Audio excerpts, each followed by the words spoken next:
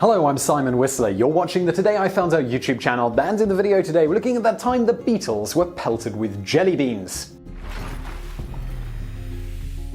It was to be one of the strangest chapters in the storied history of the Beatles. In most Beatles controversies, John Lennon, the most outspoken and controversial Beatle, was usually at the bottom of it. This time it was actually George Harrison, the Quiet Beatle, who brought on the 1963 to 1964 jelly bean controversy that would drive the Beatles batty. In a 1963 television interview, George told the TV host that jelly babies were his favorite treat and that John had stolen his jelly babies. So that doesn't seem like a big deal, right? The Beatles were soon inundated with boxes of jelly babies sent to them by their fervent fans, but I mean, that was to be expected. But within a few short days, when the boys started taking the stage for their concerts, their adoring worshippers started throwing jelly babies on stage, almost as a sacrificial offering in order to please their idols. The sweet treats were both thrown to and at the boys. The Beatles hated it right off the bat. In a rare letter from 1963 that George wrote to a 15-year-old girl fan named Lynn Smith, George stated he and his bandmates' thoughts on the subject. "We don't like jelly babies or fruit gums for that matter, so think how we feel standing on stage trying to dodge the stuff before you throw some more at us.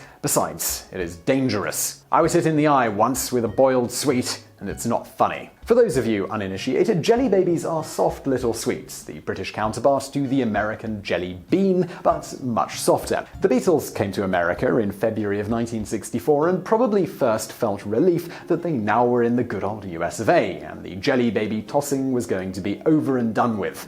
But, well, it was about to get worse. In the Beatles' first US concert in Washington, D.C. on February the 11th, 1964, the boys were again pelted, but this time by the much more bullet-like jelly bean. George was to relate the DC jelly bean tossing to a New York reporter afterwards. "That night, we were absolutely pelted by the fucking things. They don't have soft jelly beans there, they have hard jelly beans. To make matters worse, we were on a circular stage, and so they hit us from all sides. Imagine waves of rock-hard little bullets raining down on you from the sky. If jelly beans traveling about 50 miles an hour through the air hit you in the eye, you're finished. You're blind, aren't you? We've never liked people throwing stuff like that. We don't mind people throwing streamers, but jelly beans are a bit dangerous, you see. Every now and again one would hit a string on my guitar and plonk off a bad note as I was trying to play." Ringo, being the band's drummer, had it a bit easier than the others, and was slightly safer as he could crouch and hide behind his drum kit. Poor George, John, and Paul had to stand right there in the face of the fire with no protection other than their guitars. The jelly bean projectiles were to continue throughout the Beatles' first American tour. In fact, in August of '64 at the Cow Palace in San Francisco,